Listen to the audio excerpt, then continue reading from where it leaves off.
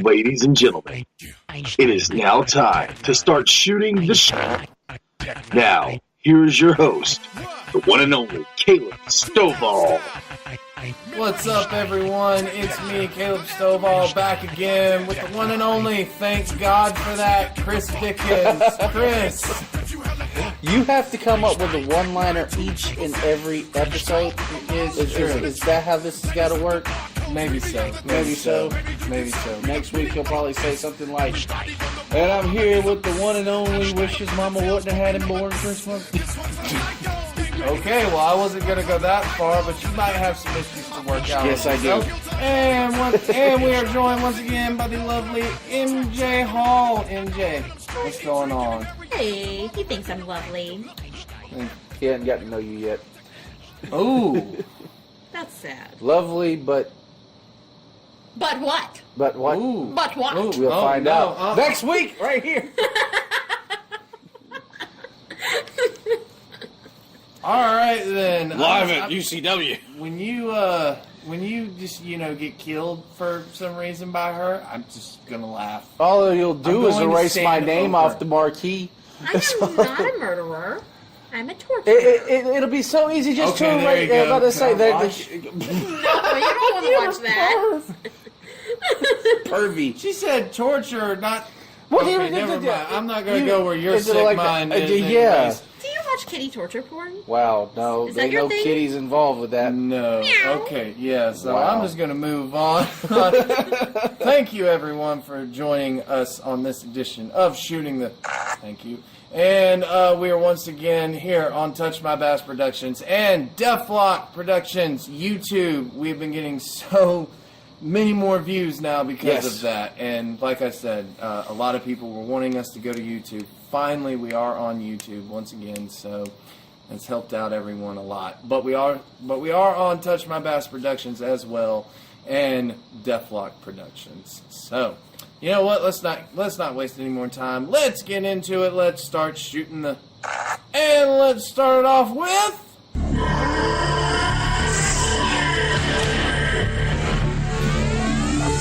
Yes.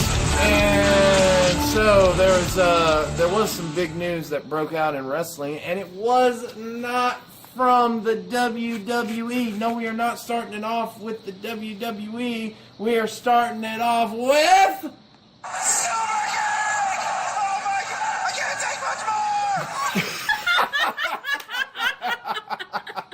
I tried so hard. I couldn't do it. The sad thing is that sound clip just speaks the truth to me. Right? It's a feeling. Oh, It's definitely God. a feeling. Oh, it's a feeling, all right. It's right in the teeth. I mean, just listen to...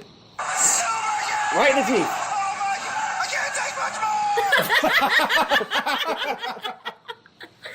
Oh my god. Oh, Lord. Yes, got new sound clips. Yes, we do, and we're going to be experimenting with them all day on this episode, so it's going to be great. But, yes, so the big news, what have we been talking about, Chris? From the moment that it was announced that they were going to do this, it was just an idea that they had, and then they actually went and put it together. The all-in event, of course, we're talking about Cody Rhodes, or don't call him Cody Rhodes, his name's Cody. Cody. And the Young Bucks. Silly boys and their toys. And yes, but we have been talking about this event, Chris. You and I have since it was announced, and we have been wondering what was going to happen when they announced this event. Was it going to sell? Was it going to sell on the day of? Was it going to even remotely draw what they were thinking? Well, apparently, all these guys had to do was announce it, and within an hour, 10,000 seats approximately were sold.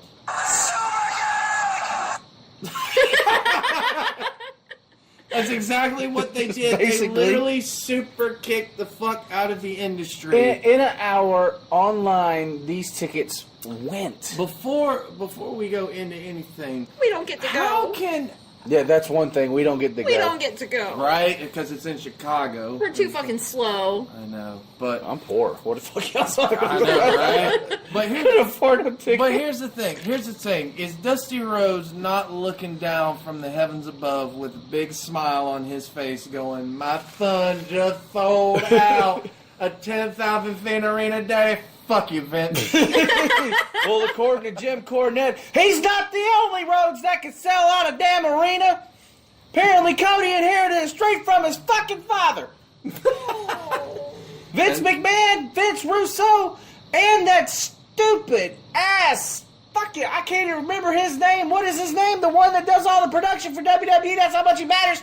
They can all kiss his ass. Kevin Dunn. Kevin, fuck you, Dunn. He just sold out a 10,000 seat arena. He just proved once and for all that his name and the Young Bucks and... Oh shit, I lost my place. That's that Alzheimer's from falling down from the scaffold and landing on my brains, which is actually in my ass. Yes.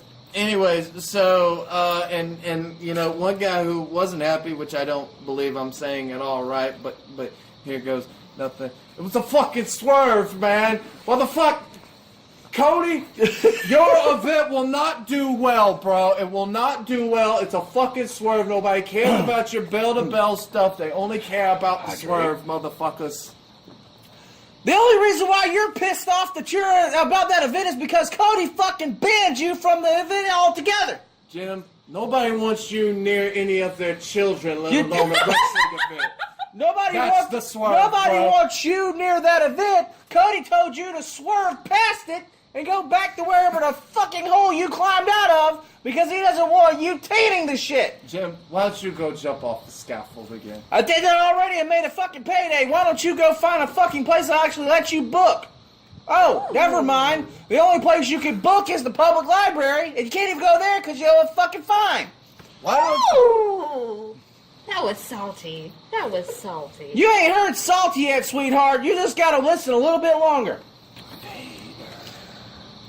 Go suck on Jeff Jarrett's balls a little bit more and maybe everything will be okay. you sucked on his tits before? I was thirsty. I needed milk, okay? Calcium is a motherfucker when you have a broken ass. What's your fucking excuse? I made him money. Where? In the fucking restroom when you were collecting for all the damn times you wipe people's hands off? How far are we going to take this? I don't know.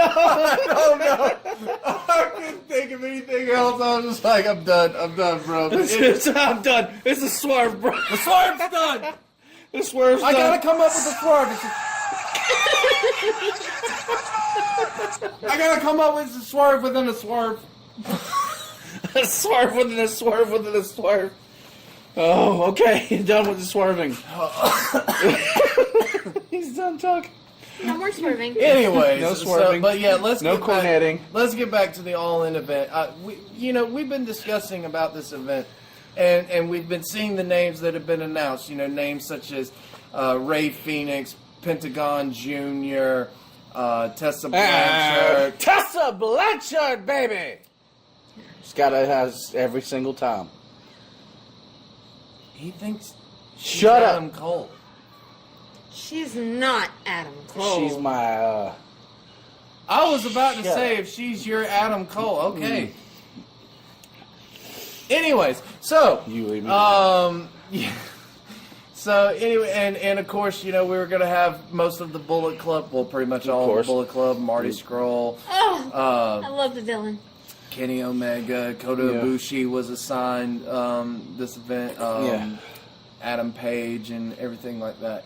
And the only matchup that has been announced was the NWA title. That's right, the National Wrestling Alliance title is going to be on the line. It's Nick Aldis, formerly known as Magnus, Mickey James is old man. versus Cody for the NWA title. And yeah, interesting. And that's the only matchup that's been announced, and yet they sold it out. Do you see a pattern working here? Because I'm starting to see one.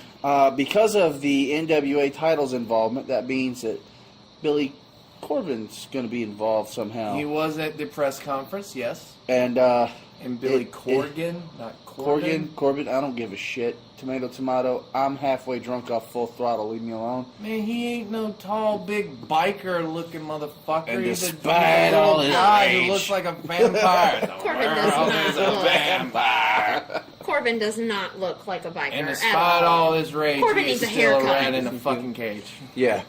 But, I mean, I'm starting to see a plan start to work together right here with the reemergence of the NWA, perhaps off of this event.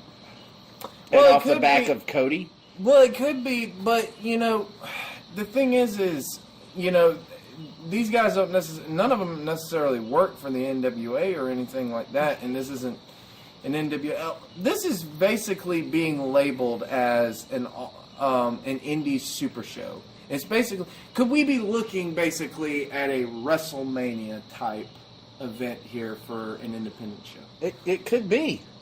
Well, here's one thing that has not been announced, is they have not really announced streaming, whether or not it's going to be on pay-per-view or whether or not it's going to be, on whatever channel or something like that. And there was even talks that it could be just a straight live event. And if it's a straight live event, everything that they've done for it will mean nothing. I mean, Because to me, how can you not broadcast this? Yeah, I mean, it's just like when WWE brought back Starrcade. And didn't air it on the network. It just didn't make any sense. It just... Yeah.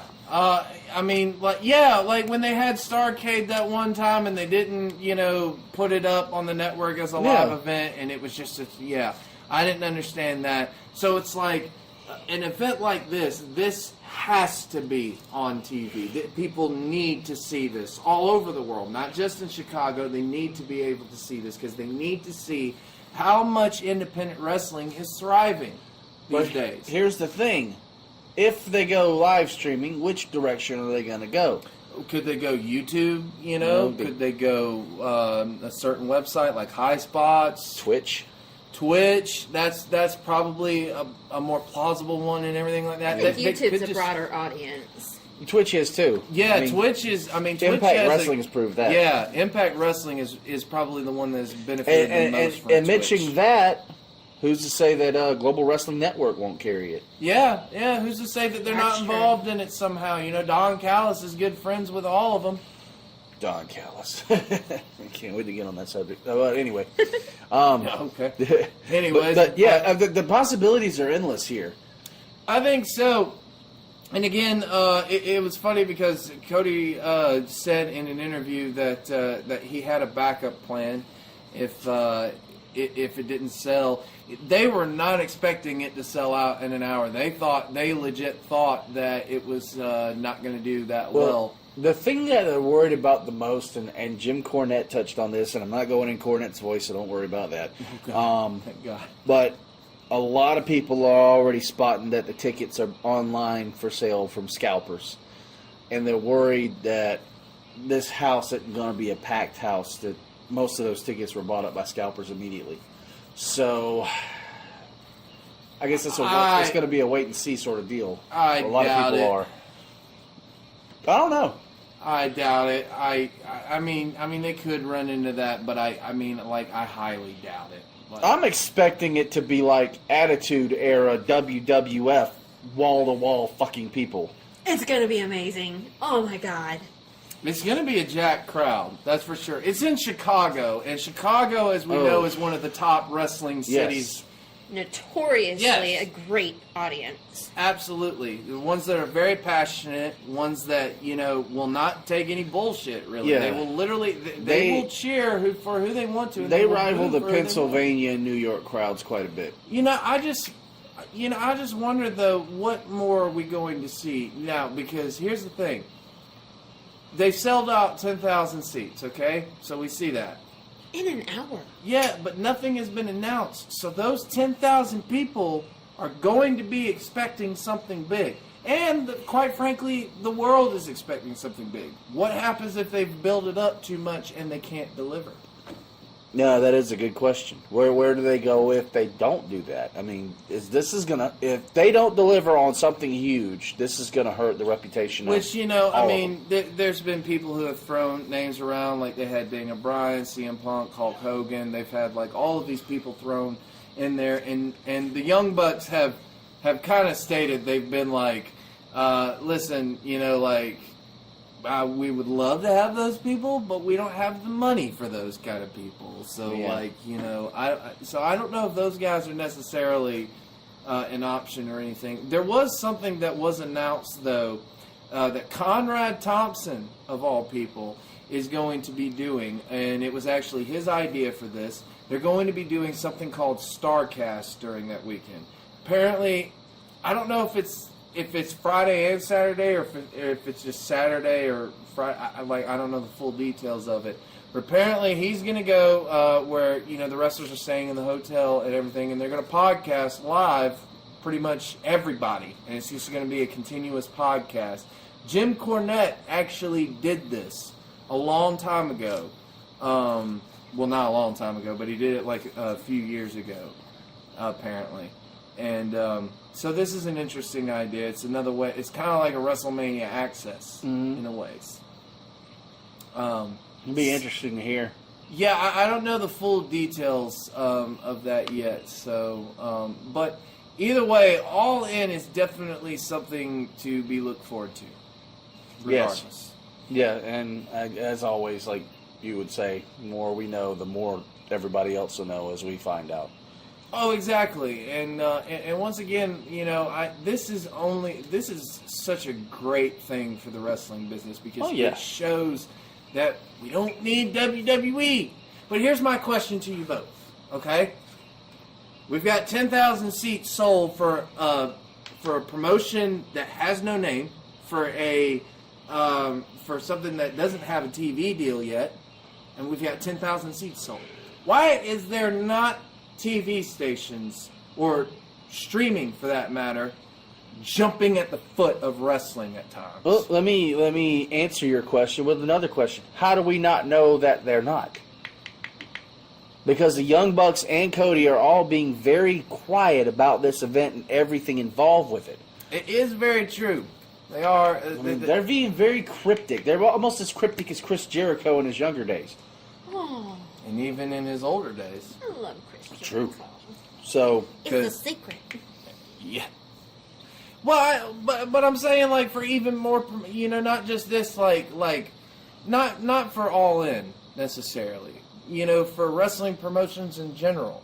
Like, why are there just not more stations just going, you know something? See that wrestling audience over there? There's money to be made there. That's because half of the major television networks and their executives look at wrestling as hillbilly trash television. That's what they look at. They think that the majority of the audience is beer swelling, ignorant rednecks. I've never, which it is, but I mean, you also have this big large. They'll spend their month's paycheck on that wrestling. And football is not, and all that is not, like NASCAR. Seriously? Oh my NASCAR. God. Best sport in the world. Watch somebody take a left turn 4 fucking times. Going 200 miles an hour. Give him a little credit. Give him a little credit. Going 400 miles an hour, drinking a beer in the fucking driver's seat. Going around in a big fucking circle. How many times? 250. What? I'm watching somebody drive around in a circle 250 fucking times. I want you to know golf. Woo! That was loud as fuck. It was loud. That was great. That was good. Good job. I'm sorry, what? I can't hear. Anyways, yeah, but either way. Can't hear? Probably because he got... I can't take much more! That was the tiniest spit take I've ever seen. Tiny. It was so small.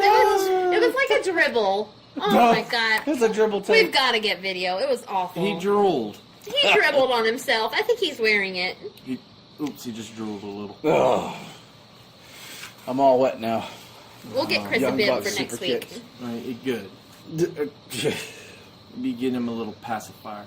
Aww. Then I can't Get him talk. a Titus O'Neil diaper. Wow. Is it going to slide off? Oh, God. Anyways. I don't want to think about that. Anyways, Titus slid off. All right, underneath the ring. Anyways, He so tried all to slide in, all worldwide. That joke sucked. Yeah, I failed. Go ahead. So, anyways, all in, sold out. Though this is only a good thing. We'll cover it more as it develops and everything like that. Let's move on though to WWE just a little bit. We don't have much to cover from them, mostly because they literally was fucking worthless this week. Yes. But here's my question to WWE: how is it that the matchup that we've already seen 3 fucking times, which was a bust all 3 times? How is it that they're going to wrestle to determine what they're going to wrestle for? Yeah, and then they don't even announce what it was after the match is over. They don't know. They don't know. It's like next week we're gonna find out and shit like that. Yeah. There are so many speculations. The biggest one I've heard is a last man standing because both men couldn't answer the count of 10 at the last one. So that could be one. I have heard Iron Man match Oh, as I would one. love that. They're doing it at Money in the Bank. I wouldn't be surprised if they did it as a freaking ladder match. Maybe, but here's the thing. Always ladders at Money in the Bank. See, here's my thing, though. Nakamura and Styles... You said Nakamura. I did. I forgot.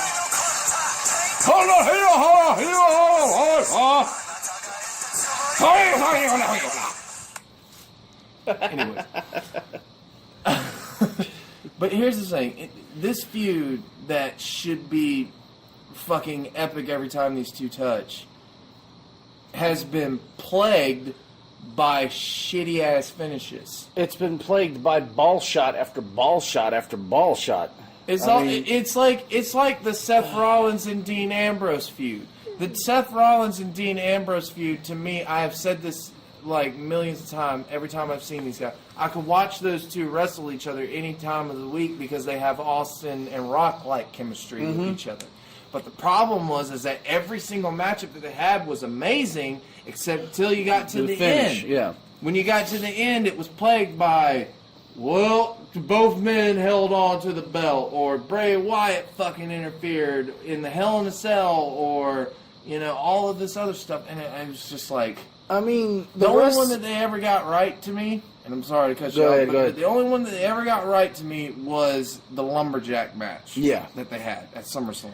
I mean, which is by far one of the best Lumberjack matches with ever. AJ and Shinsuke, they both had a freaking amazing match at WrestleMania. I thought the finish was okay. I like the heel turn that Nakamura did. I didn't think that they had a good match at WrestleMania. I don't like the Greatest Royal Rumble match. I thought, it was good, but again, plagued with a bad finish. Definitely. And then, Backlash, we get the double ball shot. What the fuck? Are they soccer players now, or are they pro wrestlers? I know, right? Like, it just... Nakamura could have been a soccer player. We don't know. Here's the thing. A dancing soccer player? Right? You see him on the soccer field coming out of this? Kicking the ball around the field, doing that whole fucking standard thing? Spin wheel kick! Spin wheel kick. Oh. Needle ball. Or no, bicycle kick. Bicycle kick, knee to face. Actually, me and my cousin were at the bowling alley one time, and they had like the replays going on from ESPN, and they have one for the soccer thing. And the funniest thing happened, we happened to look up both at the same time. It showed a highlight of this dude doing like a Pele kick, or a bicycle kick, whatever they call it. And he literally kicked this dude straight in the face when he did That would be AJ on the soccer field with the Pele kick and the ball flying in. I don't know, if you look at it, Finn Balor's the one that does mostly the truth for him. In fact, I think he's even said he was a soccer player. He looks like a soccer player, for God's sake. He looks like a lot of things. But anyway, the whole Shinsuke AJ thing is so beyond played out now to the point it's not interesting. Yeah, well, I definitely agree with that, especially if you're going to give it away for free on television. Yep. And then you're going to have them determine what the stipulation is. So it's like the stipulation has got to be 10 times good. And the finish for this week's match that they had was even more BS than any other of them. I didn't even see it. Okay, let me break it down for you since you didn't see it. I'm surprised that this happened because usually I'm the one that doesn't watch the shit, but I watched it this week. AJ pretty much had the upper hand at the end, and the ref got distracted. And as soon as the ref turned around, Nakamura grabs his balls like he got kicked in the nuts and used it as a distraction to grab AJ and put him in the submission hold, and AJ tapped. You would think, like, at some point, AJ would be like... You would think that they'd start wearing cups. Right? Or chastity belts or something. Like, but it was same stupid. Damn thing. Even Nakamura, the way he sounded when he was faking, he's like, "Oi!" Like that. Really? That's how he fucking sounded. I mean, go back and watch it. He's like, "Oi!" Sounds like he's And AJ's looking like, what like, the fuck was that? That's what he sounded like. I'm not kidding. Oh, yeah. I sat there and watched that. I'm like, what is he doing? Having an orgasm? Oh, yeah. Yeah. Oh, yeah. Okay, now it just sounds like you're taking a shit. Oh, yeah. Okay, that's a new sound clip. Thanks. So every time This is not shooting the... Oh, yeah! Oh, yeah. Every time we talk about Vince, that's what's going to be played. Oh, yeah. Oh, God. Anyway. Thanks. What? He's not American? He's a Japanese guy. Okay. But, look at his face. Ha, ha, ha, ha, ha. Make fun of his face. Ha, ha, ha. He's not... Right. Suffering succotash, son. Oh, God. No more baby oil here, baby. He's still gonna do it. Watch. Oh, fuck off. He's watch it. Look at it. He's trying not to. He's going to. He's Baby oil. I hate you. Told you. I hate you. Suffering succotash, son. Yeah. Anyways, so what should be a Ricky Steamboat Ric Flair like feud has been plagued, like we said, been plagued by shitty finishes and just all around terrible storyline, and to the point where that no speak English thing. I heard Stone Cold say this, and I've got to say I completely agree with him that it's almost become comical to the point where you can't even take it serious when Nakamura says that. Mm-hmm. You know, like, that's good to say one time. I originally heard that Nakamura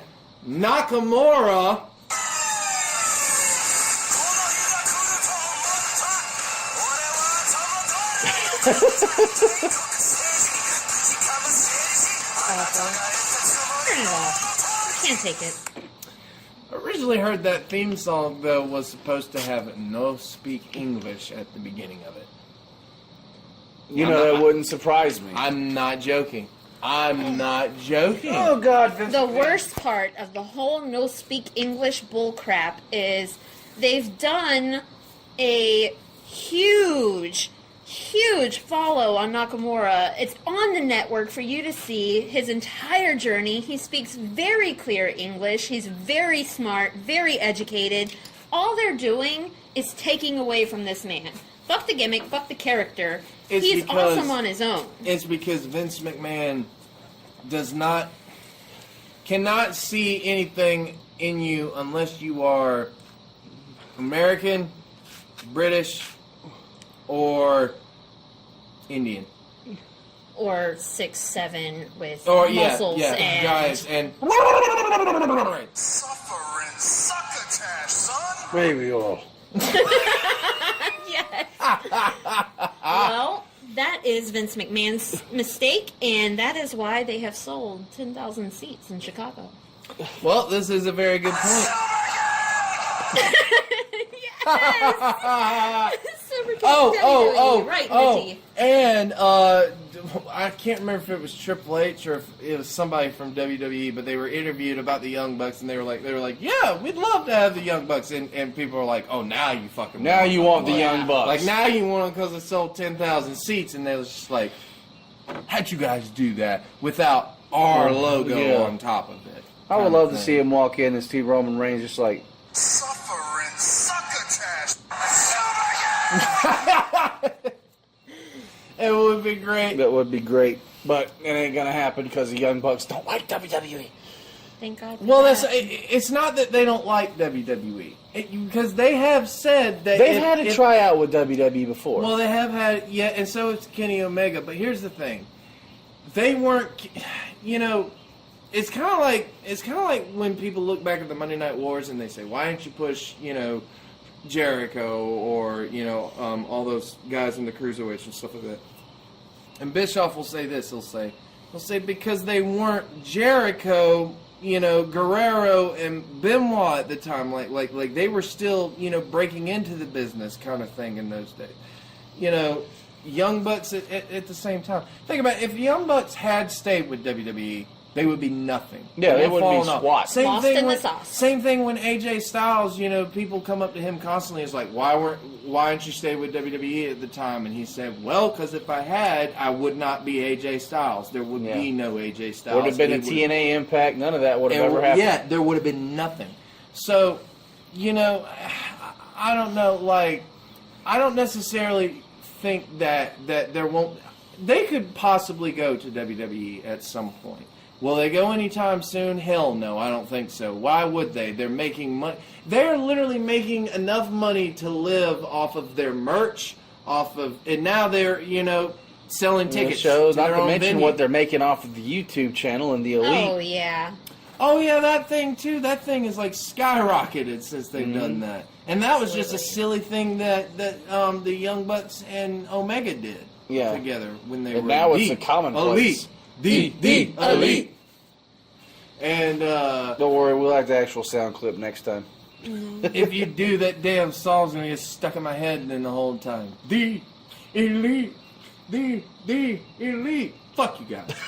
It's better than Nakamura's clip. Oh, where's the Young Bucks? I can't take much more. That's exactly how I feel after that damn song.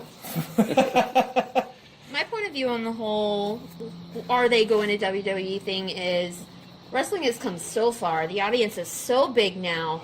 Where they are, WWE is really just like a bucket list kind of thing for an independent wrestler. Let's just face facts. That WWE is just one of those things where a wrestler goes, I just want to do it one time. I want to be at WrestleMania once. I just want to do it one time. I don't even care if I'm on the fucking main card or if I'm on the pre-show. I just want to be at WrestleMania. on TV. I'll just do dark matches. Well, if then that's true, then why have a lot of the top independent wrestlers then like Finn Balor, Kevin Owens, Sami Zayn, because let's AJ face facts. Rude, Joe. Let's face facts. When you go to WWE, your value increases. Well, exactly. Regardless of where you are.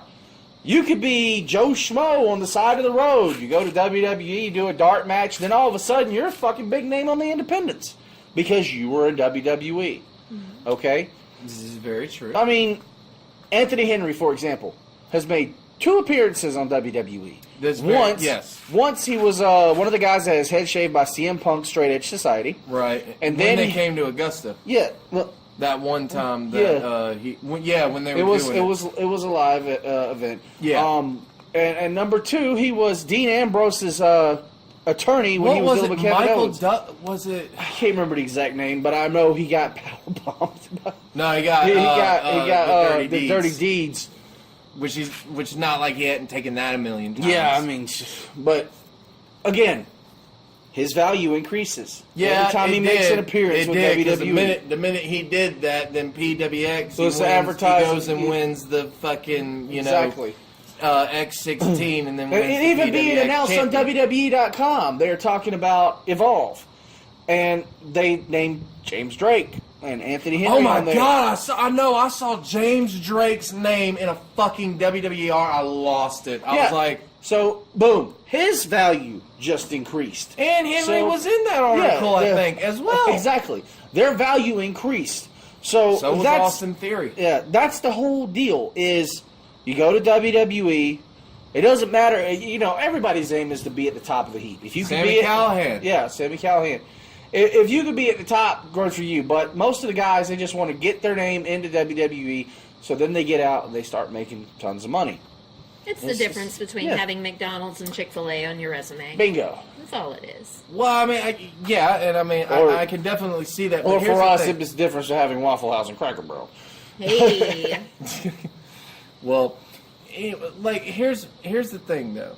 Like, I agree with, all of that, but the one thing, like, I'll say is that I like the fact that there are other guys that are saying, hey, we shouldn't go to WWE and make our name, like, because to me, if you can make it without WWE, that's more value. Yeah. Because then you're saying, You don't need WWE. what is the so-called big leagues? Yeah. I don't need it. Well, the other thing with it, it may not even be making your name. It could just be that childhood nostalgia. This is very true. Everyone has the dream of going to WWE. They all watch Hulk Hogan, Macho Man, the Attitude Era. That's it. You got the guys now who are breaking into business who are all Attitude Era guys. They are. They watched WCW. They watched ECW. Well, the Young they Bucks watched were WWF. also Hulk Hogan era. Well, I mean, you travel back through that. Yeah. WWE makes it that way now. You travel through time.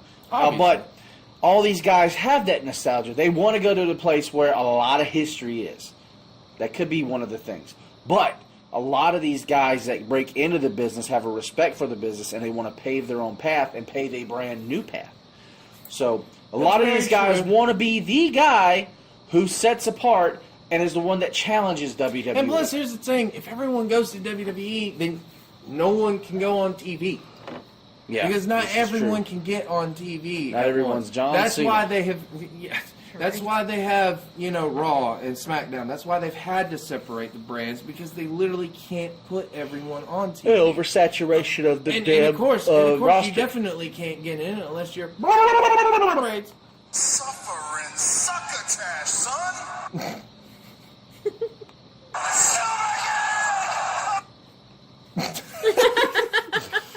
I'm not doing it. He did it. Move you. There. Yeah.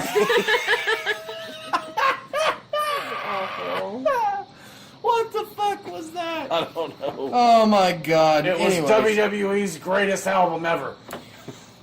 Well, speaking of people who just walk in and get what they want, we specifically heard this person say that she didn't want any special treatment. She wanted to bust her ass just like all of the other girls. Well, what the fuck was the... I almost said main event. What the fuck is the women's matchup going to be? The Raw It's going women's. to be... It's not... She's not even in the Money in the Bank. Of course, we're talking about Ronda Rousey. And she's going up against Nia Jax for the women's championship. Of Raw. And she's not even in the Money in the Bank. I'm going to let MJ handle this one. Go for it. It's pure.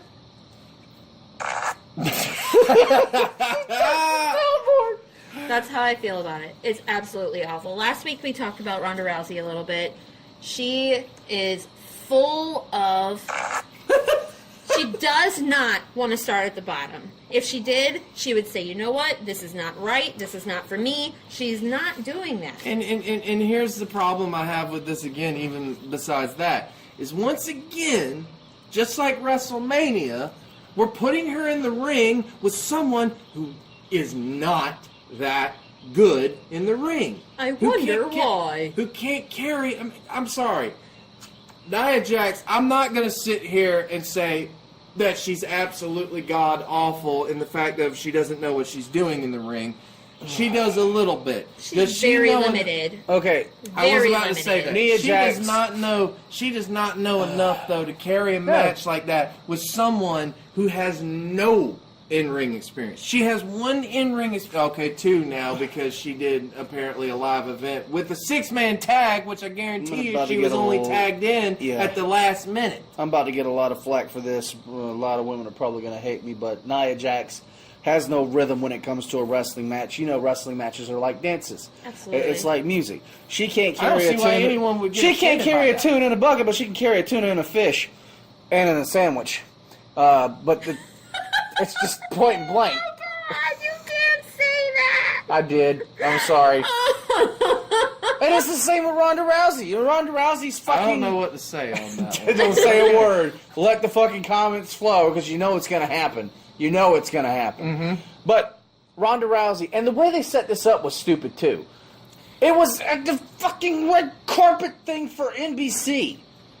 And... Oh, my God, yeah, they didn't even do it They on didn't even do it Raw, on did Raw. they? They did it on fucking NBC, and it was on, like, E! Entertainment, Tonight or something like that. Because it's very clearly obvious what they're trying to do with that. And they had Charlotte It's- Flair involved with it, too. Nonetheless. Oh, God, of course. Well, here's the my thing. stamp of approval. Woo! Here's the thing. Here's the thing, though. This is what they're clearly trying to do with that, though. They're trying to take the fact that she's obviously an MMA person who comes from that world of actual, but comes from the, real fighting world and stuff like that. So if you try to go on a program like NBC and you don't go on Raw and do it, it makes other people go, whoa, Yeah, it's kind of interesting that they didn't do it on Raw. So it the gives way it they kind of a set little it bit more up feel. was Yeah, dumb. I know. That's what I They was had saying. Nia they had Charlotte and Ronda doing a little talk thing, joking, smiling, and then Nia walks up. She goes, "You can woo, okay, but do you have this?" And she's like, "What? The Raw Women's Championship? Oh, I would like to have that, but I'd like to earn my way up. Well, I have a obligatory match, and I'm challenging you." And then, of all things, for her to be scripted to say, because we know this was fucking written for her, because Ronda Rousey has no promo skills whatsoever. She didn't even have good acting skills. What made her think they were going to be good promos? Yeah. She goes, "Well, I appreciate that, but there's other women in front of me who've earned the right for that. As you, I didn't challenge them. I challenged you." And then you hear Charlotte in the background, "Do it. Well, like it's a fucking porno." Do it better makes it faster, stronger. It's not a Daft Punk video. It ain't Daft Punk. That's not Daft Punk. No, but Daft Punk has that song. It's like, do it, make it, build it, faster, stronger, louder, and Kanye West like fucking remixed it, whatever. It's called sampling. I don't give a shit. Puff Daddy did it better. Did he just say Puff Daddy? P. Diddy, whatever. Yeah, maybe it was a choice. Showing your y'all age. just fucking labeled me. You age labeled me. Thanks. Anyway. We didn't age label you. Your ass did that. You know what? There's a plastic bag over here, and next week Kevin Stovall will not be able to talk because he won't be able to breathe. He thinks that. But anyway, the whole thing is just garbage. It's awful. It is. I agree. I don't see how this is going to benefit either one of Anyone. them. No. None of It's them. definitely if they thought that they got this is awful chance with. Suffering succotash, son. I got succotash, son. They thought that they got this is awful and boring chance before during that. It might top it, but then again, Ronda, she has that fan base. She still does. Everyone goes nuts when she comes out, and they go nuts when she gets pissed off and stuff like that. Or Nia might just hurt her like she hurt everybody else. Either way, it doesn't matter Here's who the wins thing. this match. It's garbage. It is. It If doesn't you were matter. going, if they were going to insist on putting Ronda in the Money in the Bank, or not in the Money in the Bank, just but in the pay-per-view. Yeah, for the title, why wasn't it against Alexa Bliss? Here's the thing is, and this is on the dirt sheets, is that they booked her in this because they didn't want to not use her in a second pay-per-view because they skipped her for Backlash. They didn't want to skip her again, so And they just basically chose this. skipped her for every single Raw. The only thing she's done is come out and help Natalia, which still about it. mind boggles me. How are you all of a sudden friends with everyone? Like when you come in, like it's wrestling. You shouldn't be friends with anyone. The when you writers come are in. foolish. There you go. Well, I think that's it for Yeah. WWE and everything like that. We'll cover more as it develops and stuff like that. And as we get closer to Money in the Bank. And one more time. Suffering succotash, son. I can't take much more! And we'll That move just on, fits perfect. right? And we'll move on now to one other thing that we left off on the All In was that this act has inspired someone else who is a member of the Bullet Club to try to do the same thing a little bit. Kenny Omega, as you know, is a big fan of the CFO, I believe it's called, Fighting Championship video game thing, you know, where they play like... Yeah. Xavier Woods shows up at those things and stuff like that. Yeah. So, he's doing that, and he decided that he wanted to give back, so New Japan is going to put on a pro wrestling show at the same time of this event. So it's going to be a combination of a gaming and New Japan event. Now, this New Japan event probably will not be streamed for everyone to see. This is just a live event thing. Which that's okay for it to be. All In, not okay. That needs to be That seen. needs to be seen. It needs to be historic. Because to me, if you're going to sell at 10,000 seats, you best be fucking broadcasting it. Then. You better Like, ECW that shit. right? Like, something. Or I get have hold of no Total idea. Or Access or WCPW it, you know? Like do something. But, you know, this one, though, that Kenny Omega's doing, that's okay. You can, you know, you don't have to have that televised. But that just goes to show you that the success of the All In event showed him that he wants to do this, and now who knows what else we're going to see? Who knows what the next wrestler will be to say, hey, let's put a promotion, or let's not even a promotion, a super show like this. Yeah. And we don't know if this will be a one-time thing from Cody and them, or if it will happen again. Or annual. Yeah, we don't know.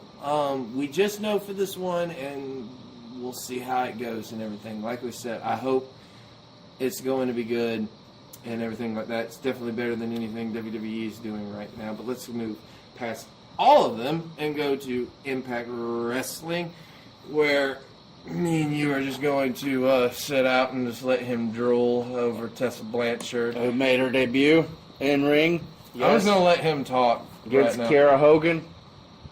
Yeah. And won. She had a nice ass. Too. Yeah, she did. It's not the She best really ass. did. It's Hey! not.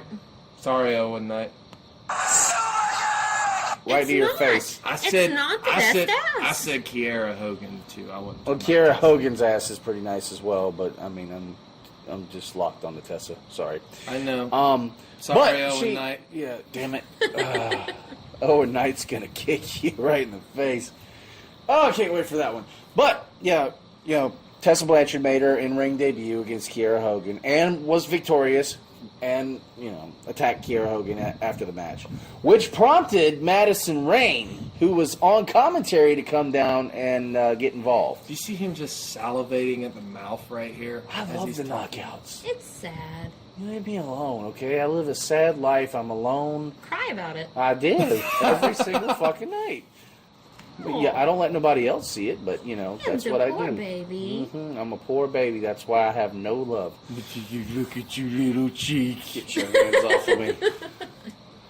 But Hands yeah, were anywhere near you. close don't know enough. that. I was feeling follicles flying over to my face. Follicle. Suffering succotash, son. Anyway, Okay. I've killed Stovall. he just snorted. I don't know if you guys heard that, He but he's snorted Yeah, right I there. did. Yeah, I did. But you know that happened, and Oh, there's that white stuff under my nose. wow. Jesus, this has I'm been a just- If vulgar I episode, would have guys. known you were gonna say that, I would have had like a fucking what you call it? What's that dude's name? Off of Scarface. Say hello to my little. Yeah, I would have had that sound clip in there. You know, Okay. Tony Montana, man. I would have had that. But Hey, Chico. Wow. But Wow. that was one thing. But one of the things that blew my mind. Did you Outside see? is it. Wow. Too sweet. You get no too sweet. Not this time. That's the original. That's the original. Too sweet. Anyways, but the one spot was Pentagon Jr. and Matt Sydal. Did you see? Dear God, I did see that thing. Seidel fucking... Matt Sydal is the only person I know that could take somebody's fucking finishing move out of the shooting star press. He took the RKO. That was still the best RKO to this day. And him and Rollins. And now him and Pentagon Jr. with the super kit out of the shooting star press. That was worthy of that sound. Yeah, it was. Okay, so that was incredible. Another thing, y'all are looking at me like, yeah, keep talking, motherfucker. But another thing was Eddie Edwards and Sammy Callahan. Now, I do want to get into this. You knew where I was going. You knew where I was going. I had to do it like that. Okay. Yes. We do know that Sammy Callahan attacked Don Callis. Yes. At an indie show. And, then they had, the fate of Sammy Callahan, which they were going to fire him, is what was supposed to happen. And Eddie Edwards intervened, but they told him, can't happen on Impact. Because of this, Josh Matthews is doing a Joey Styles on Impact Wrestling, and that ain't working for me. No. Why? And that's my thing is, Josh Matthews, why the fuck are you trying to copy people? He's sitting there on Explosion, and he's acting... I would rather have Sanjay Dutt at that... Yeah. I'd rather have Kitty fucking Madison Rain back at the fucking... Tessa Blanchard back on there. She did a great job. I'm sure she did. How much further... This is my thing, is... Y'all could kiss my ass, number one. Number two... Eddie Edwards beat Sammy Callahan this week. Yes. And continued beating House of Hardcore. At a House of Hardcore. And it was not on Impact, technically. No, technically. It was on... it was HOH. It's doing this interesting thing where Impact is... basically made up of a bunch of independent matches. Pretty much.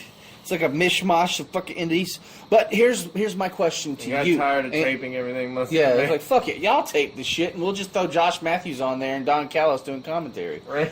But here's my question to both of you. How much further can they stretch this fucking Sammy Callahan and Eddie Edwards feud?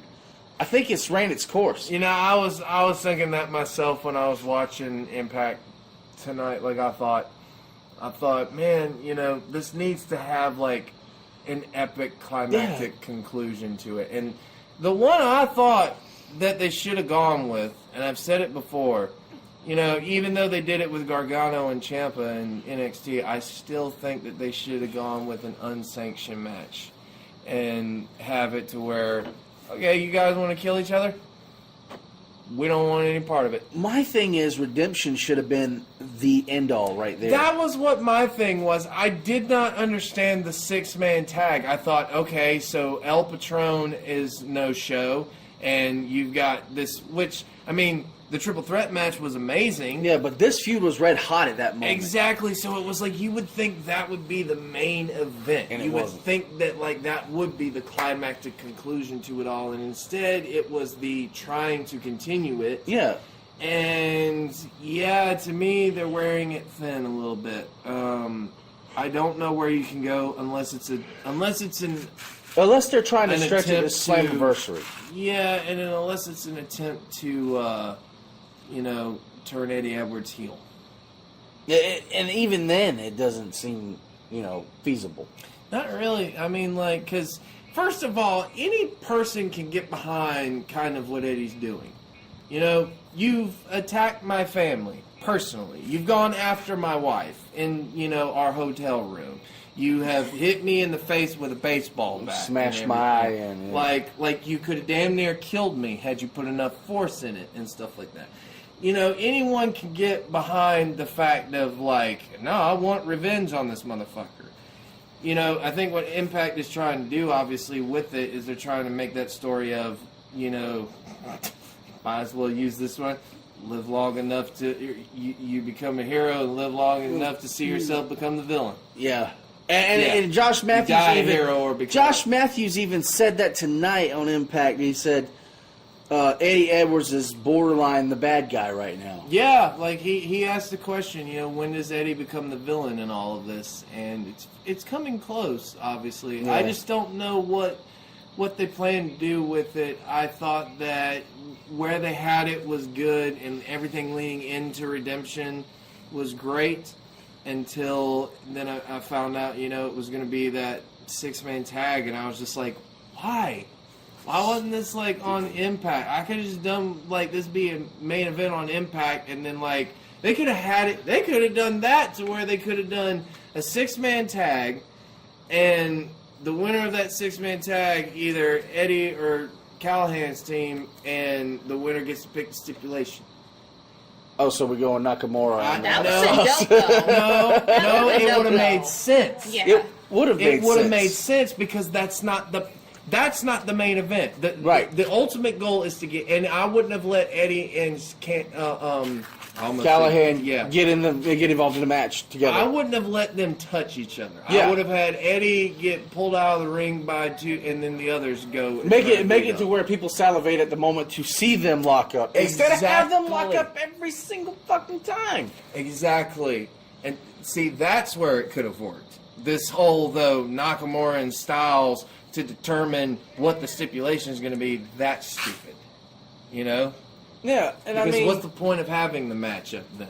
At that like point? I said, this Callahan and Eddie Edwards thing, Eddie Edwards has already beat the crap out of Callahan more times than I can count. And he beat him up in the fucking hospital. He beat him up at Redemption, sent him to the hospital, beat him up in the hospital, and got arrested for it, and then got bailed out by that Sami Tommy Callahan Dreamer. is not really fighting back. No. Which, in a sick way. He's twisting and manipulating. Exactly, which would be genius in my Yeah, opinion, it would for a be. It story. would make sense, but it's not working itself into that degree. So I don't know. I will say that though, watching it, I was getting a little bored of the story. Yeah. Because now it lost the realism. yeah, it's just okay. You got a bunch of writers milking this as much as they fucking can. Exactly. Maybe they're out of ideas. It happens. Oh, They need to go talk to Vince then, because apparently he can milk a fucking idea for years. Apparently. You can make the same one with... Suffering succotash. Oh my god! I can't take much more! They just fit well together. Right? No baby oil required. Oh, there's baby oil. Watch him. He's fighting it. I'll say it in Japanese. Baby oil. I hate you. I stopped him. It's... Yes, it is. It's a big, fat, stinky one. Yep. Alright. Yes. Anyways. That's it, That's for the most part. Well, also on Impact Wrestling, you know what I want to talk about. Oh, go ahead. I will let you because he needs to mourn. Oh my god. I have One no drools, say, one but- cries. I don't know what to do with either of them. Well, that's... Oh, Lord. No. But on a for real note, though, Rosemary will be out of action for a good while. Apparently, the report is that she tore her ACL in a matchup with Jessica Havoc. So she's going to be out for a while. So they did this really interesting promo. It was a send-off. Yeah, it was the Undead Brides of Sue Young and everything like that. And they dragged her into a graveyard. Well, they drug the casket and everything with images from their last fight and everything like that. And then, they set the casket on fire. In a weird way, nonetheless. They had Sue Young start hearing voices, and she did the whole Rosemary spit acid almost. Well, she's been doing the Miss thing. Yeah, Both and of that's them do the that's mist. what set the casket on fire. Yeah, no. So But it- she does the red mist, and But Rosemary it's does like different almost colors. like that Sue Young is replacing Rosemary to a You watch degree. your fucking tongue. Anyways, no. I mean, yeah, I can see that. That's probably why they brought in people like her and Tessa Blanchard and stuff like that to fill that void because we're not talking like a minor loss here, you know, like if you lost Nia Jax, no one would fucking No one would notice. The buffet down the road would because. Oh my god! I can't even get behind that one. Having so that much. was It's gonna be bad. That was some bull on your part. Yeah, it was. Ladies and gentlemen, Young we Bucks. love people of all sizes. And buffets. Yeah, we love buffets of all sizes.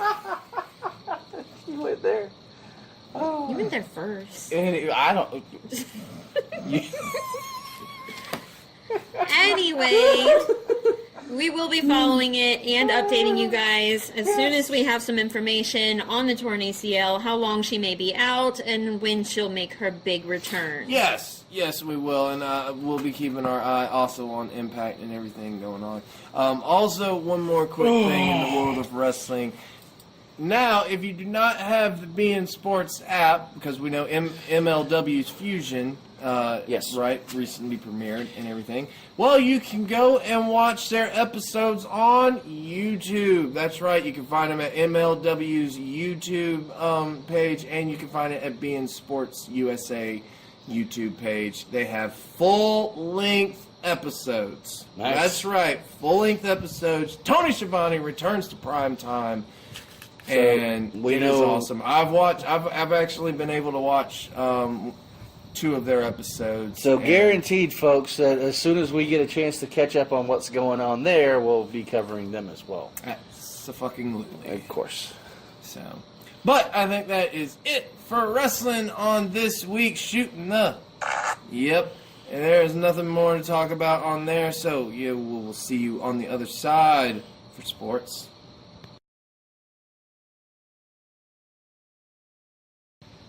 All right, we're back, and it's time to talk about... He scores!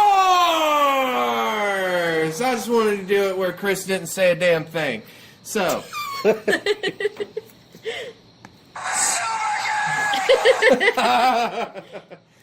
But I will make him talk on this one because that means we're talking about some hockey. It was weak and pathetic. Oh, you want me to try again? Hold on. It sounds so pathetic. Let me. My throat. I'm having too much fun with this button. Hockey. There he goes. Does that hurt? That sounds Little painful. A little bit. A little bit.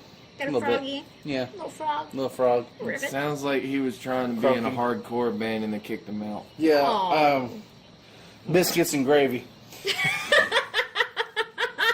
That's his band name. Yeah, right. Anyways, Biscuits and gravy. I'm probably sure that was a song somewhere. It's by Redneck someone. Screamo. It was an Redneck entrance. Screamo. It was an There entrance is such theme. thing as that, It was too. an It's entrance theme in surprising. WWE. But that's for a story in the music. So, but we're talking about sports and we're talking about Hockey.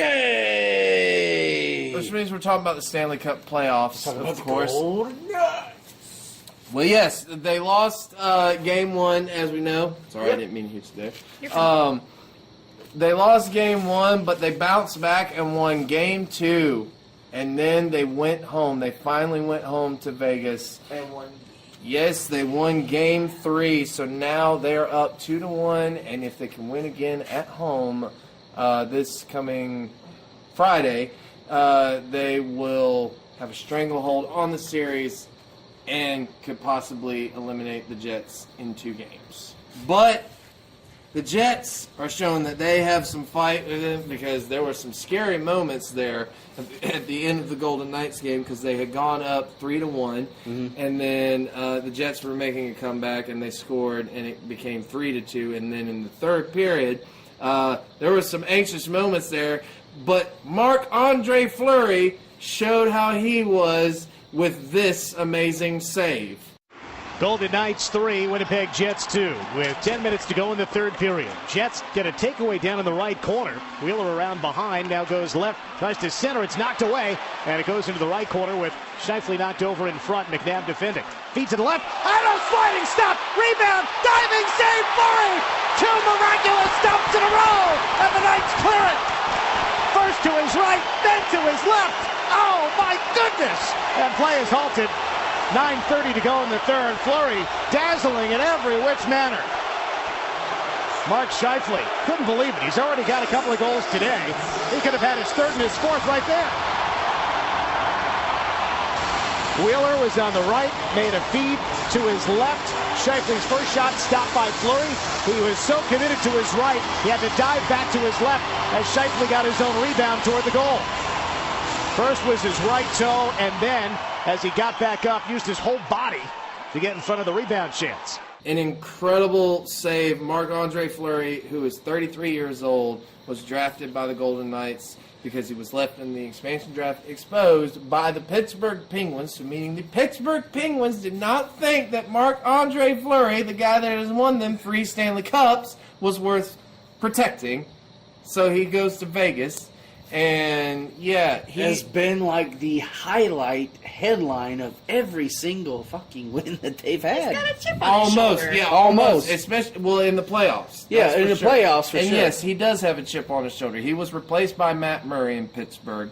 Matt Murray did win 2 Stanley Cups, though, in net. But a lot of people last year truly believed that if it was not for Marc-Andre Fleury coming in the second round against the Washington Capitals, who they eliminated last year, they would not have made it to the Stanley Cup finals. They wouldn't have made it even to the Eastern Conference. And finals. right now, it's proven true because...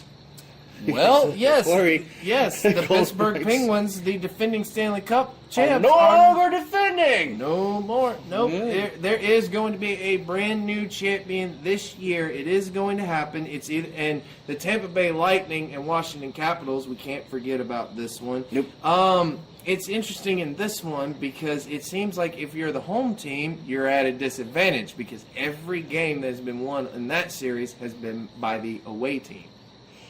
The Tampa Bay Lightning, I thought were going to get swept because they lost at home, and I went, oh, shit, if they lost at home, then they're probably going to lose on the road or something like that. Yeah. But turns out I didn't get to finish the game tonight, so the last I checked, they were leading 3-2, so who knows? Depending on Washington, they could have tied it, or it could have gone into overtime. I have no idea. So we'll have to cover that next week or something. But yeah, it's getting close. Like I said, hopefully the Knights can close it out. They've got a chance. They could go 2 straight and win the series, or it's going to take a little longer. And it really just depends on what happens in Vegas. But they have won. The Knights have won the games that they have needed to win when they've needed to win. Yeah, so they always step up they always rise to the occasion when it comes time to step up and dude, you should business. have seen the fucking performance that arena put on for the opening of the Western Conference Finals. First ever Western Conference Finals in NHL history in Vegas, obviously. Yeah. In Vegas. And they put on it was the most amazing thing I've ever seen. Well, of course, we got a WWE guy behind it. I know, right. Yes, you might not know this, MJ, but apparently, oh God, what was his name? I don't remember his name. I don't remember I his just name. know he helped with production. But there's a guy that they had that they hired for their what is he called? Like what was his title? Arena something. I don't fucking Special events coordinator. Yeah, special events coordinators for the Golden Knights, and he apparently worked for WWE. And was one of the people for that, so that's why that's a huge department for WWE. Yeah. Well, it says a lot about him to step out into a smaller department and be running things. He's running it, and he's running it very well. Yeah, because the opening saw saw them come out with one of the knights on skates and stuff like that, with the sword and stuff. And they also had a Jets guy come out. And the Jets guy was on a string, right? You could see the string, and I was like, what the hell is that string for? And then all of a sudden, he just gets pulled up in the air, and a jet on the ice, like it wasn't like an actual jet, but it's like the animatronic thing, like on the ice. It shows him, and it just shows it starts firing at the dude, and then it runs through, and the guy with the sword cuts through the plane, basically on the ice, and the fortress, like the little castle that they have up in the arena. The pyro went off when he did that. It was so fucking cool. Like, It is no Vegas. other team does this, though. You know, in hockey, it's very traditional to play the organ. Like that's your. There has actually been a lot of people who have gone to Vegas games, and have. There was a person that went there, and she comes from the old school kind of hockey, where it's, you know, like in Boston, where it's like mostly organ music and stuff like that, and you didn't play like, you know, today's hits, or you didn't have all that stuff. She looked at Gary Lawless and goes, "Is this a special game or something like that?" And he just goes, "Nope, it's a Tuesday night in Vegas." So, yeah, and that was during the regular season. So now, okay, so this is what they've brought out for the Western Conference and for all of this in the playoffs so far. Let's just say the Knights go to the Stanley Cup playoffs. Oh, what God. the hell are they going to pull off for that? Oh, that's going to be huge. That is going to be huge. And it's interesting, you know, if you're a Golden Knights fan, you're kind of torn between who wins in the Eastern Conference, because one thing you could, you know, you've already beaten Tampa Bay in the series, technically in the regular season, and then in what's it called? With the Washington Capitals, though, if the Washington Capitals win that series, then the series starts in Vegas. So you get home field advantage immediately. With Tampa Bay, you would have to wait 2 games like you did with the Jets. Yeah. And that can be hazardous. But the Knights just need to keep going at the pace that they're going, and they need to keep it, you know, going. So who knows? Hopefully I won't have a sad podcast next week.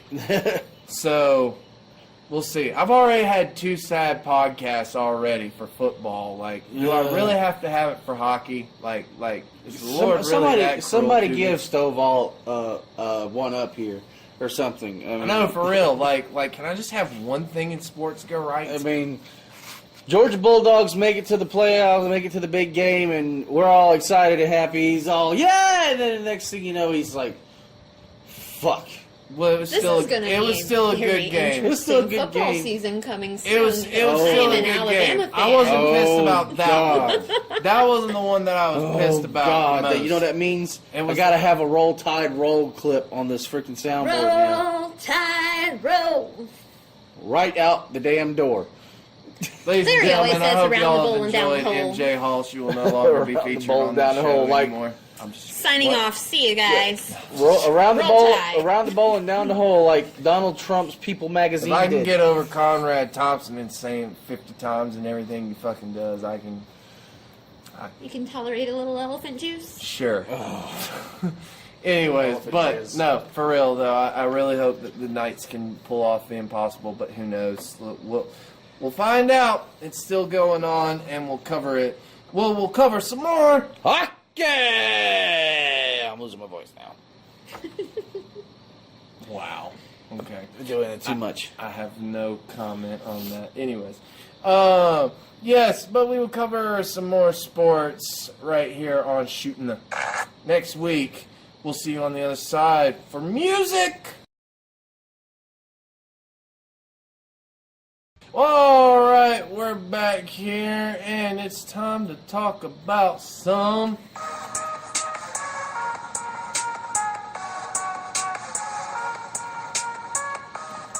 I'm sure a lot of people are confused right now because they probably were expecting.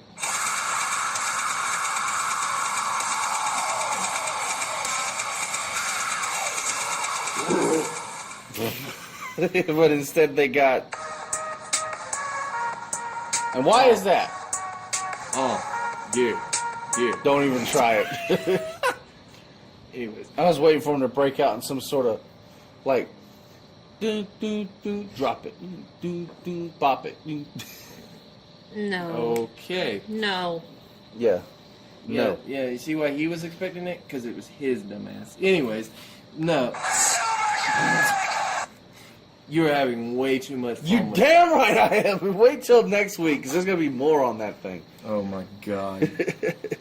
We're not even going to have us talking anymore. It's just going to be sound clips from here. It's just going to be... Suffering. Oh my god! I can't take much more! That would be epic. Awful. Did you see that, though? Roman Reigns gets super kicked by the Young Bucks, and then Nakamura comes out to take them both out? It's not gonna happen. That would be funny. No, it would be, but... Could you see AJ and Nakamura team up against the Young Bucks? I can see it being talked about in the wrestling segment, because right now we're talking about... Music. Well, I wasn't expecting it to play it again, Yeah. but alright. He really wants me to stop this right now and get on the music. But the reason, yes, there is a reason that we are playing a bit of a hip-hop intro there, because we are not talking about a metalcore band or a metal. I know, as the world Oh my stopped God. turning. Ow. Well, I He said, decided. ow. Ow. And he's the one that's saying ow the most. Anyways, just from laying back too. My back hurts. Lazy ass fuck. Anyways. My back hurts from carrying you. Well, then, Jesus Christ, my shoulders are hurting from carrying your ass this whole time. Oh, well, you shouldn't have put me down as the secondary. No, I'm just playing, but go ahead. Anyways, this is what I deal with on a daily basis. I'm sorry. I know. Anyways, so Remember who's keeping you on the air? Deathlock Productions. I'm half over that. Jumping right in on music this week. Yes. Anyway, yeah, we're doing some Tech N9ne. That was awful. That was terrible. Tech N9ne! What the hell was that? That sounded like you were trying to friggin' crap it out. Like, All right, MJ, show us how it's done. oh god. No. Yeah. She said no. No. Anyways. I'm not going to disrespect this man. All right, guys, this week we are talking about Tech N9ne. He is one of the pioneers of the independent underground. Yes. His style is insanely underrated. He has a quick, like, chopper style in his music, and just unbelievable. Yes, his name is Aaron Yates, but everyone knows him as Tech N9ne, and Tech N9ne was obviously given to him by the, of course, thing that a gun makes, like, you know, Tech N9ne, and it was given to him by a rapper, you know, basically saying how fast he was when he spit. Tech N9ne has gone into later years saying that there is a deeper meaning behind it and everything. We'll get into that, you know, a little bit later on as we cover him and stuff like that. But we're going to start off with his first 3 albums. And believe me, we're just starting it off with 3 of them because there's like 20 of them to choose from. So Jesus Christ, yes. yeah, so it's going to be a long series. So this is going to be a lot of fun. And by the way, I never said that I was against rap or anything, or that we weren't going to cover any rap. I said eventually we would. I just said it's not going to be the stupid mumble rap that you hear, and it definitely won't be no fucking country allowed on this show. Or Flow Rider. whatsoever. You don't want to listen to country music? I just don't want to listen to Flow Rider. Flow Rider's not country. Oh, but Flow Rider sucks. You don't like... You don't, I don't like Flow Rider in WrestleMania. you don't like Reba? Everybody likes Reba. Dear God. What have you brought onto the I show? don't know. Martina McBride? Oh I my wish God. I wish I would have known this. Next thing you know, she's going to be talking about some You Clint don't Black. want to listen to Garth Brooks? Oh, Or Randy Travis? oh, God. You don't want to kick the dust off your boots? You don't want to sell turnip greens on the Oh flatbed God, truck? we're going way too far into this. Oh my Alright, God. I quit. Anyway. I quit. Nobody wants to do the watermelon crawl. Nobody wants Oh to do my the God, I achy know breaky every word heart. of that song. Both of those songs. I was raised on it. I apologize. Nobody wants to hear, Thanks, hey, pretty Mom. lady, won't you give me a sign? No. Hey, we want to Renee, hear won't you give me a Tech sign? N9ne. I'll give anything to make you my own don't mind. I'll do anything and be at your beck and call. She ruined it because I had it rhyme with Tech N9ne, and then she read right in with that song, and I'm like, okay. I'm sorry. All right, Tech N9ne though. You keep egging Album it on, number but 1. anyways, I need a yes. gunshot sound effect. Just Album number 1 from the man himself, Tech N9ne. It's called "Calm Before the Storm." It was released in 1999. Yeah, I was about to say 1999. Around, well, not just 1999, but in the 90s was a big year for hip hop and rap. It was kind of the year that really it broke mainstream. Rap and hip hop experienced a boom in that era. You had not just Tech N9ne, but you had people from, Run DMC to Tupac to Biggie Smalls to Eminem came out, later on in the 90s. DMX, the Rough Riders, Eve, Love DMX. Missy Elliott, all of these people. Timberland, Magoo, all them. Timberland, just all of these guys, and making a headway. And this was also when, rap was booming so much that it inspired another genre, which was nu metal. You had Korn, Slipknot, Limp Bizkit, and everything like that. And they all merged together in this nice exactly. little Like I said, Method Man, just a Red lot Man, of people coming out Absolutely. around this time, and this was when rap was really evolving too as a genre itself. People kept getting faster and faster and everything. And Tech Busta N9ne Rhymes. was really the one was one of those that really pioneered the fast move. Obviously, Busta Rhymes and everything like that. Yeah. But Tech N9ne really stands out. He does. definitely has his own sound. It's super Absolutely. easily recognizable. Absolutely. Well, his first album, kind of sounds pretty much like, a lot of your other rap albums and everything. It has a lot of your typical beats and everything like that. It has a lot of your typical subjects. Yeah, to me it sounds a lot like, West Coast hip hop beats. Yes. This is definitely 90s kinda like Tupac. all Yeah. in. It is 90s. Sounds like Tupac. It's and got a lot of everything. Tupac-ness to it, and a lot of that whole Death Row Records feel and vibe. Yes, absolutely. I agree 100% with that. So it's really like obviously with your first album, you're just trying to find, that's your style and everything like that. You're experimenting with everything. You haven't necessarily found the style yet. You're just experimenting with it and everything. And you could tell Tech N9ne definitely did this. This was a good album though, and everything like that. For especially being in 1999, some of my standout tracks on this were "Cloudy Eyed Stroll" was a great one. That was a funny one. I'm trying to remember. Oh, "Questions" was a good one with Sway in it, of all people. Like Sway, before Sway was Sway, really. I think. You don't have the answer, Sway. I know, right? No, just kidding. And then just some other ones off of here. I think "Bitch Sickness" was good. Yeah. Absolutely. I was listening to that on the way here. Yes. It was overall though pretty good album, I think, from Tech N9ne to start off with and everything like that. And then of course we move on to his second album, which is called "The Worst." And this is one where, you really start to see him pick up speed and everything, and starts to go, especially with what would become his anthem, which is "Stepping Up, I can't talk that fast." So Where he does it to the gunshots and everything. Yes. That's he ends every set with that pretty much. It's his anthem, pretty much, kind of thing. And this album definitely, really he started to really find his own sound. Yeah, Yeah. I'll agree with that. I'm not going to say the word, but the "Niggas" song was really good. I'm serious. I'm not allowed. We'll replace the N with a J and say Jiggas. Okay, that didn't there hurt you go. nobody. Jay-Z coined that one back in that time. You ain't Jay. You ain't Hove. Okay. What you know about that, babe? You are way too white to be doing that. Anyway. Over.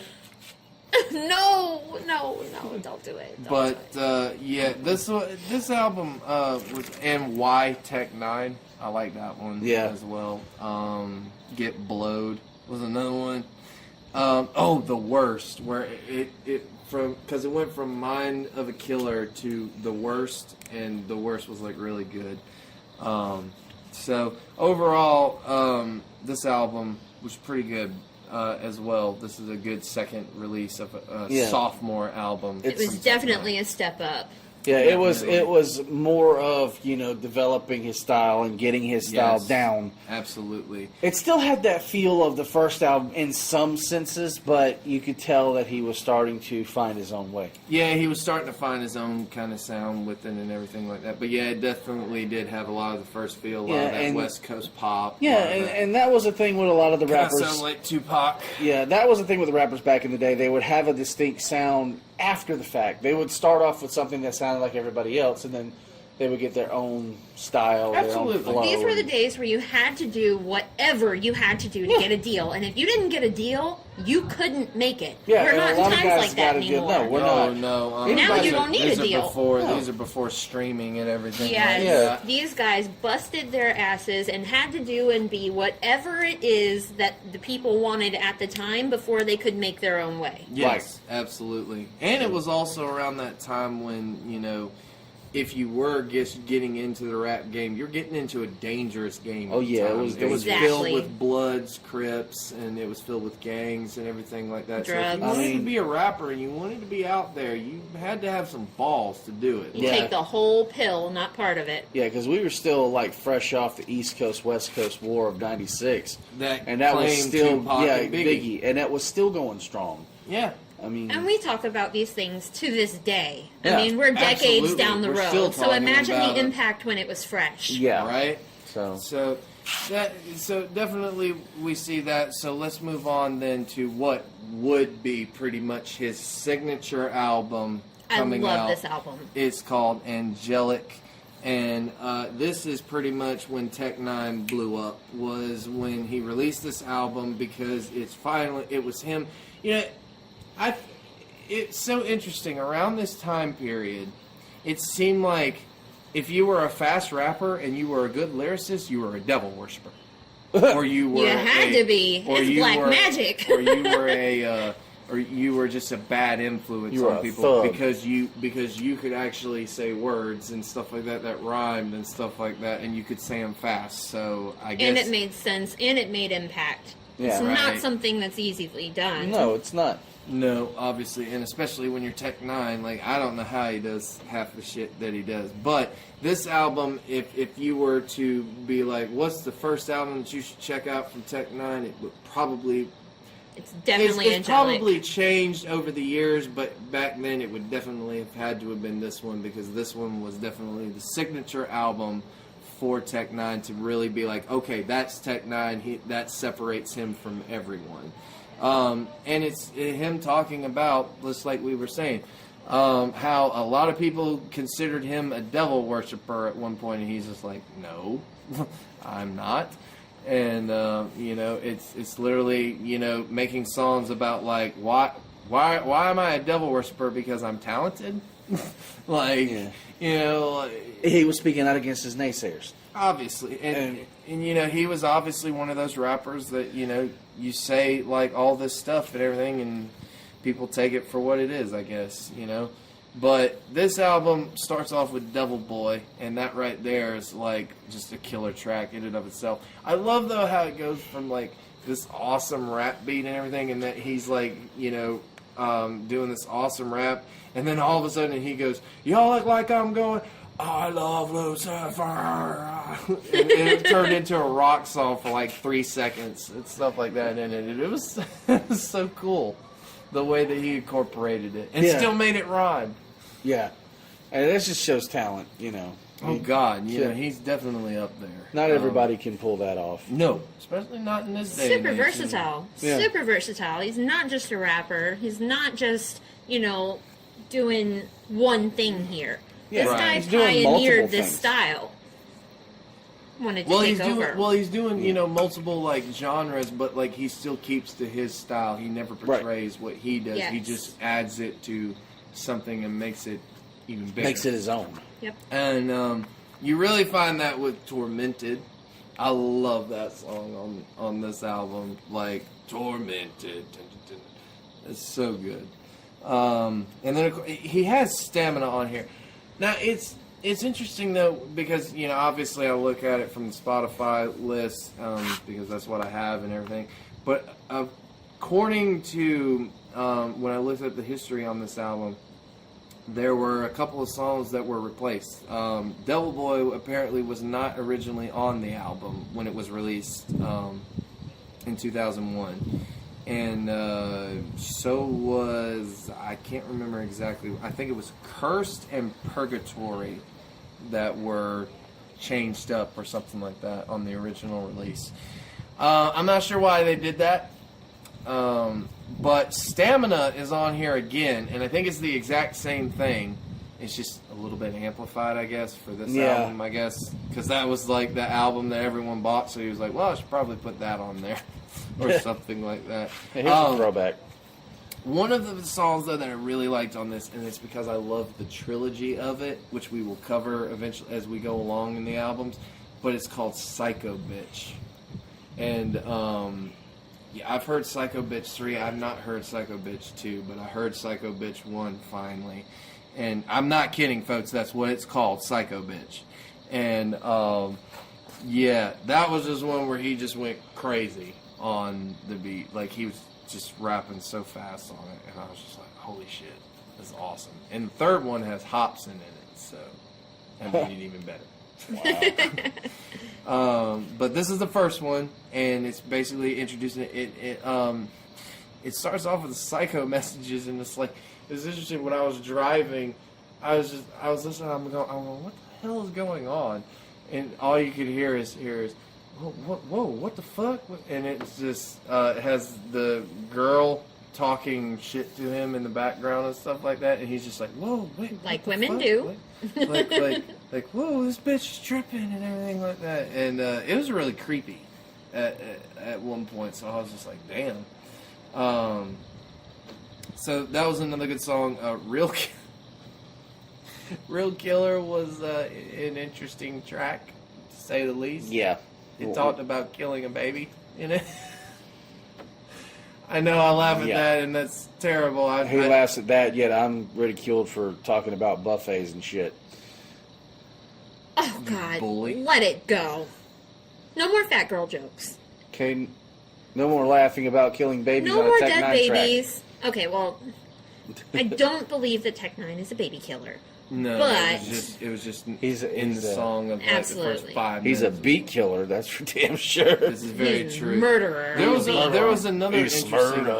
Einstein Tech N9ne is definitely one of my favorite tracks. Yes, I was about to say that. That's a fun song live too. Like when I've seen the live videos of that, it's like that's definitely a fun one. Wish you could have been there.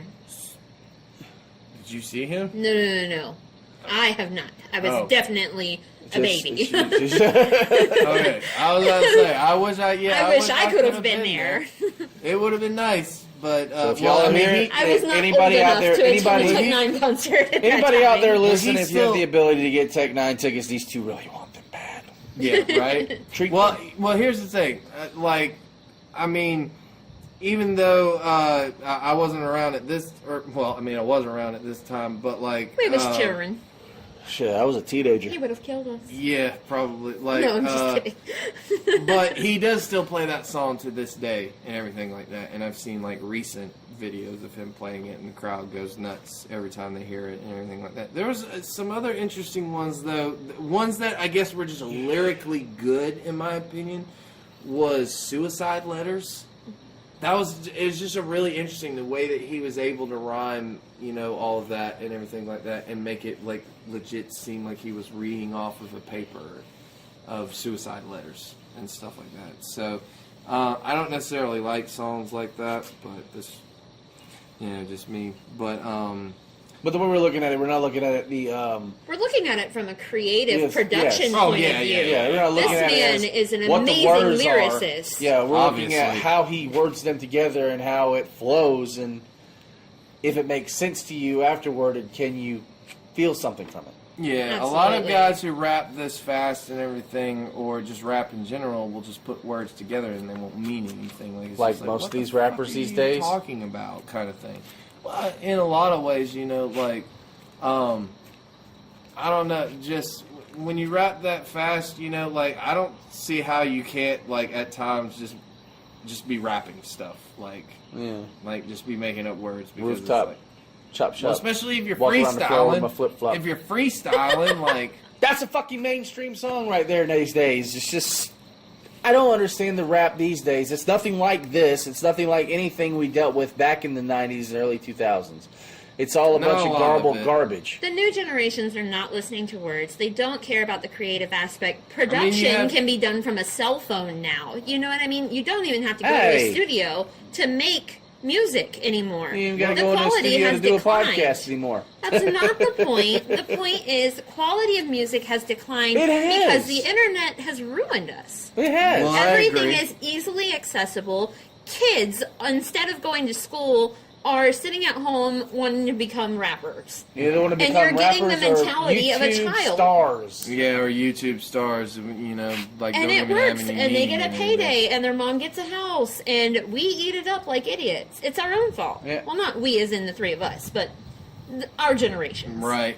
I mean, Well, we're Tech kinda doing N9ne, the though, same is thing. one of those guys that has shown that you can remain independent Absolutely. and be successful because his new album, which obviously we'll get to eventually, but... There are 20 episodes. Right. Came out But this year. Yeah, his new album called Planets, they had a Vivo kind of concert with him where he was in the studio and he was rapping the songs and everything like that on the air. And he mentioned this, like he was like, you know, people cannot tell me that like my music is not successful and everything. He goes, because I have worked with everyone's favorite artists. Like he has worked. People don't realize this. He has worked with everyone from Tupac to Wiz Khalifa to B.O.B. obviously to oh God, who was it that I had in mind? Like, oh, T.I. Like T.I., you know, everyone's Huge favorite stars. rapper. Like, Strange Music, he's- in case you guys didn't know, is the #1 independent hip-hop label in the world. Yes. In the world. We're With talking the #1 worldwide. independent rapper in the world, which is Tech N9ne. So Many accolades here. yes, and like I said, just his rhymes, his lyrics, and the beats, and the fact that he can still keep it all on beat. Like, I love the songs where he's able to like kind of go like with the beat, and that's always what I've noticed. Like, he's able to rap so fast, but it still goes along with the beat. A lot of guys that rap fast, it'll just go completely away from the beat. But him, like, he can like maneuver what he says with the beat. That's just fucking insane. Tech N9ne, though, everyone needs to check out Tech N9ne. If you're into hip hop, if you're into rap, and you're into good rap, check out Tech N9ne. It is amazing. Dude can rap like no other, in my opinion. I don't know. What's y'all's take on it? Think one more time. I mean- Final say so. I mean, I'm waiting to get on to the next few albums. All right, then. Let's just keep it going. Yeah, well, we will. We will keep it Because going. if this is just the beginning, I can't wait to see how much further he came along through the years. Yes. And what he added to his, repertoire of He has music. added so much from what I've seen. We've only, hit We scratched the tip of surface. Yeah, we've only Hey, hit not tip even of the iceberg. surface. We just moved a little bit of dust off of it. Yeah, for real. Like, But we're starting we at the have beginning. not- Yeah, with we a blew on the purpose. Nintendo cartridge. We're getting ready to insert it Absolutely. into the console. Absolutely. I wanted to start from the beginning and do a discography with him. So next week, since we did 3 albums for him this week, we're going to do it. Next week, we're going to do his 2002 album, Celsius. And another 2002 album, actually, called Absolute Power. This is one I've heard a lot from, so I'm very much looking forward to this one. And then I'm not sure if Vintage Tech is the next one. That might just be like I guess that is the one that we're doing. Yeah, and I think that'll be it. We'll do Celsius, Absolute Power, and Vintage Tech. And then eventually, I can't wait till we get to Ever Ready and Killer and KOD. because those were another 3 albums that pretty much catapulted him into mainstream success for what is considered independent success, but yet it was mainstream still, technically. So, but yeah, I'm looking forward to it. I don't know about you guys. I'm looking forward to covering it. It's going to be fun. We'll get into more Tech N9ne right here on Shootin the. Thank you. And I believe that is it for this week. Thank you guys so much for joining us as always. Like us, share us, do whatever you must. Spread the word. Spread the around. I was late on that, so I get it.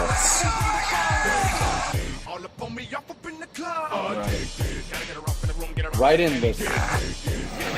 Wow. Right. Okay. Well, before this gets any other out of hand, for MJ Hall, for Chris Dickens, I'm Caleb Stovall. We'll see you next week. Peace.